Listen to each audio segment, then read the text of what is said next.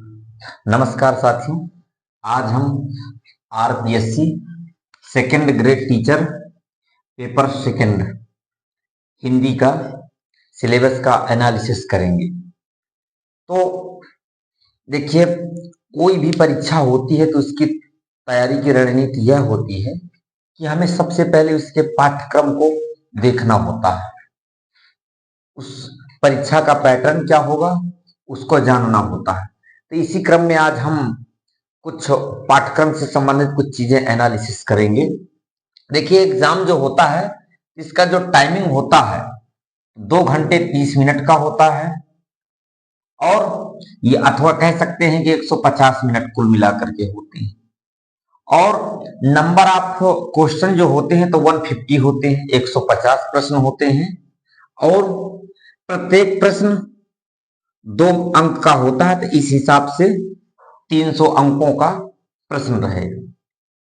अब यदि हम बात करें एग्जाम पैटर्न की, एग्जाम पैटर्न में माध्यमिक व उच्च माध्यमिक स्तर से कुल 90 प्रश्न आएंगे, जिनके अंक रहेंगे 180, और साथ ही साथ स्नातक और स्तरीय हिंदी का जो भी ज्ञान रहेगा, स्नातक स्तर की हिंदी का, तो वह इसमें 40 प्रश्न आएंगे, जिसके निश्चित नंबर रहेंगे 80। और हिंदी विषय शिक्षण विधियां, इसके 20 प्रश्न आएंगे, जो कि 40 प्रश्नों का होगा। तो इस प्रकार से इन चीजों का अध्ययन हम आज करने वाले हैं, इनका एनालिसिस करेंगे। अभी हमने 3 पार्टों की चर्चा किया। इसका पैटर्न जो होगा तो 3 पार्टों का होगा। तो हमारा जो पहला पार्ट है, पार्ट 1, जो कि 180 अंकों का रहेगा, इसमें माध्यमिक व उच्च माध्यमिक स्तर की हिंदी आएगी। इसके अंतर्गत क्या क्या चीजें आएंगी? तो पहला वर्ण विचार आएगा। वर्ण विचार के अंतर्गत हम क्या पढ़ेंगे? तो हम स्वरों को पढ़ेंगे, व्यंजन पढ़ेंगे और उनके प्रकारों का अध्ययन करेंगे। और रचना की दृष्टि से क्या है, प्रयत्न की दृष्टि से क्या है, इन चीजों को हम जानने का प्रयास करेंगे, समझेंगे। इसके बाद शब्द विचार में आएगा, तो उसमें हम तत्सम शब्दों का अध्ययन करेंगे, तद्भव शब्दों का अध्ययन करेंगे, देशज शब्द हमारे क्या हैं हिंदी के, और विदेशज शब्द क्या हैं जो विदेशी भाषा से आए हुए हमारे भाषा में शब्द हैं। तो इनका हम अध्ययन करेंगे, इन शब्दों का अध्ययन करेंगे। फिर इसके बाद हम अध्ययन करेंगे विकारी शब्द। विकारी शब्द में संज्ञा, सर्वनाम, विशेषण, क्रियाओं के भेद एवं उनके उदाहरणों सहित जानेंगे। और अविकारी शब्द में हम जानेंगे अव्यय के भेद और उनके उदाहरण। तो आपने माध्यमिक व उच्च माध्यमिक स्तर पर की किताबों में आपने अध्ययन किया होगा। तो आप छोटी सी बात मेरी यह बताइए अपने कमेंट करके, कमेंट बॉक्स में, कि ये विकारी शब्द किसे कहते हैं और अविकारी शब्द किसे कहते हैं, इनकी मानक परिभाषा क्या है, इसको बताइए। आगे हम देखते हैं वाक्य रचना। वाक्य में शब्दों का क्रम क्या होता है, किस क्रम में शब्दों को व्यवस्थित करते हैं, इसका अध्ययन करेंगे। साथ ही साथ वाक्य के भेद और आश्रित उपवाक्य के भेद व उनके उदाहरण, ये किस प्रकार के होते हैं, इनका क्रम क्या होता है, इन सब चीजों का अध्ययन हम करेंगे। आगे हम देखेंगे नेक्स्ट शब्द रचना।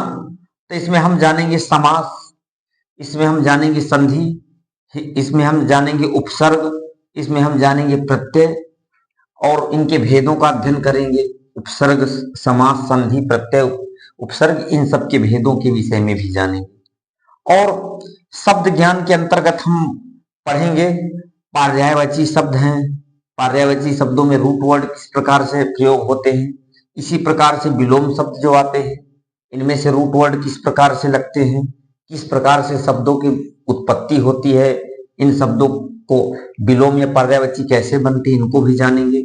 और अनेकार्थी शब्द भी जानेंगे कि शब्द एक ही होगा, उसके कई अर्थ निकलेंगे, तो उनके विषय में जानेंगे।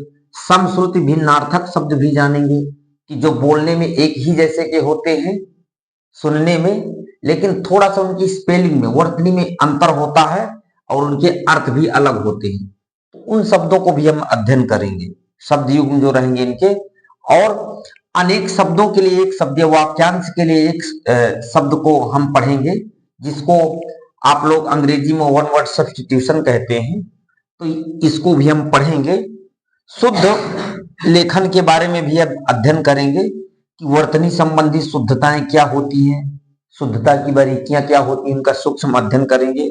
साथ ही साथ काव्यागत अशुद्धियां किस प्रकार से होती हैं और उनका सुधार किस प्रकार से होता है, तो इत्यादि चीजों को हम जानेंगे। तो पार्ट 1 के अंतर्गत हम जानेंगे अगले क्रम में कि भाषा ज्ञान, इसके अंतर्गत हम पढ़ेंगे मुहावरे, कहावतें, अपठित गद्यांश व पद्यांश पर आधारित कुछ प्रश्नों का अध्ययन करेंगे, और राष्ट्रभाषा, राजभाषा, खड़ी बोली, देवनागरी लिपि के सुधार का इतिहास, इसका अध्ययन हम करेंगे इसमें।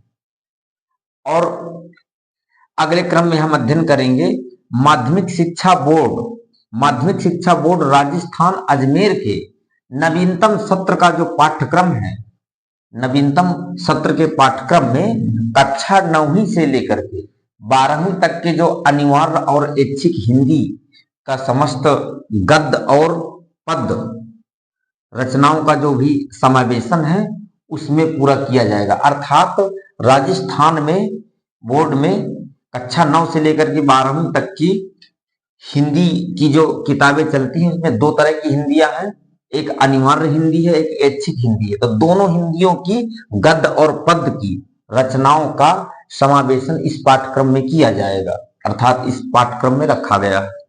और पार्ट 2 की बात आती है तो पार्ट 2 का हमारा जो सिलेबस है तो थोड़ा सा व्यापक है, इसके लिए 80 अंक निर्धारित किए गए हैं।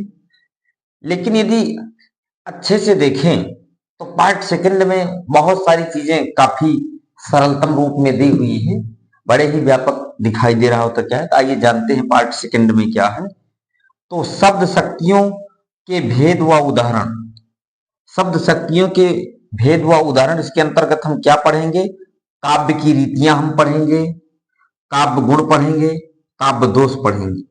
इसके अंतर्गत श्रुति कटुत्व होते हैं शब्दों में, ग्रामत्व का प्रभाव क्या होता है, अप्रीतित्व क्या होता है, क्लिष्टतम क्या होता है, अक्रमत्व क्या होता है, दुष्कृत्व क्या होता है, इन चीजों को हम अध्ययन करेंगे इसके अंतर्गत।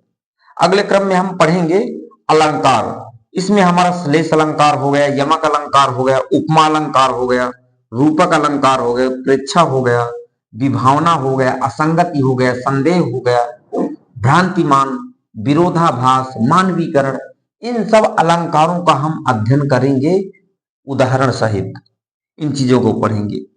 साथ ही हम छंद का अध्ययन करेंगे। तो छंद में द्रुत विलंबित हो गया, हरि गीतिका हो गया, कवित्व हो गया, सवैया हो गया, दोहा हो गया, सोरठा हो गया, चौपाई हो गया, इन सब चीजों को हम अध्ययन करेंगे। इनमें मात्राओं का ज्ञान क्या होता है, किस प्रकार से लगाई जाती है, इनका क्रम क्या होता है, इन चीजों को हम बारीक से अध्ययन करेंगे।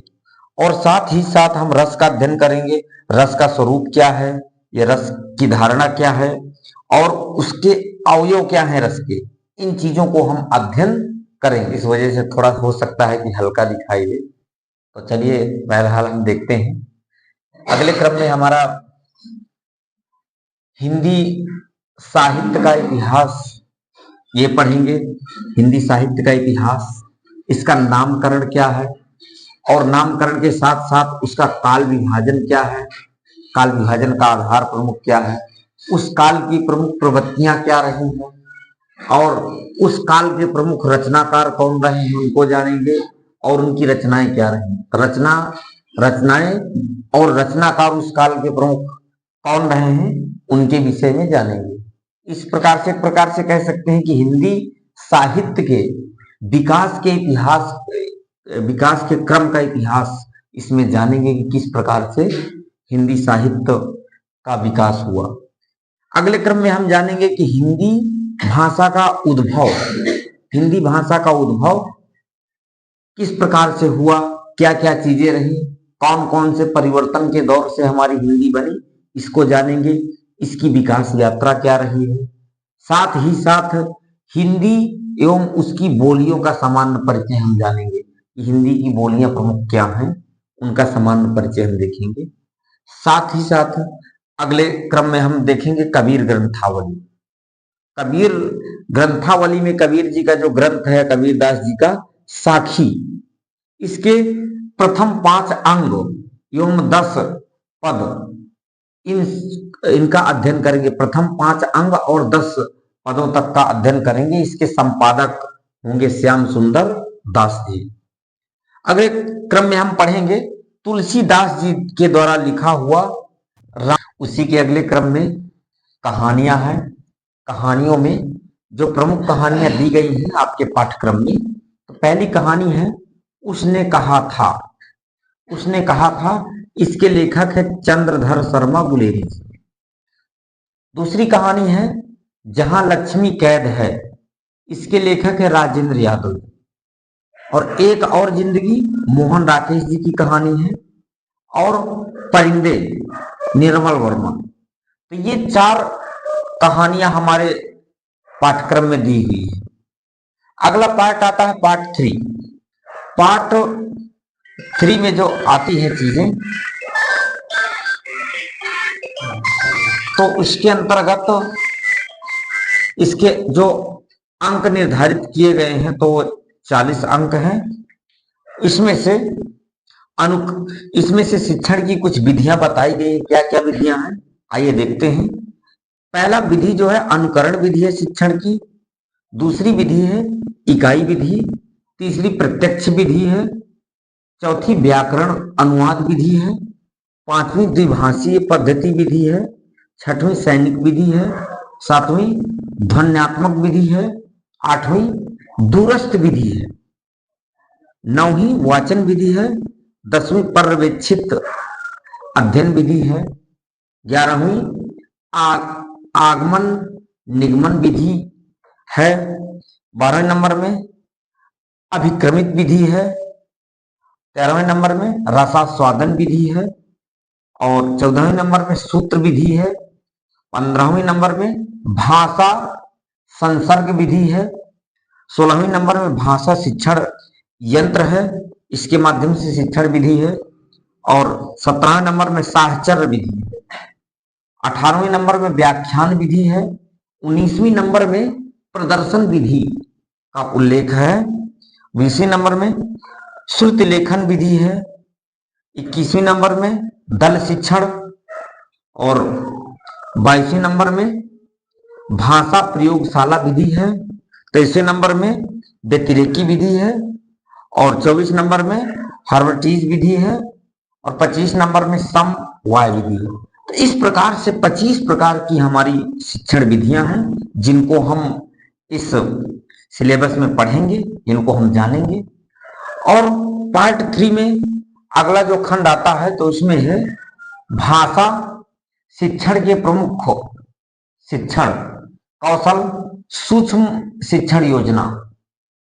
भाषा शिक्षण के प्रमुख शिक्षण कौशल सूक्ष्म शिक्षण योजना हो गई।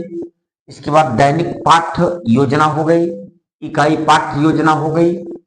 इसकी अवधारणा क्या है, प्रारूप का व्यवहारिक ज्ञान क्या हो गया, इसके विषय में जानेंगे।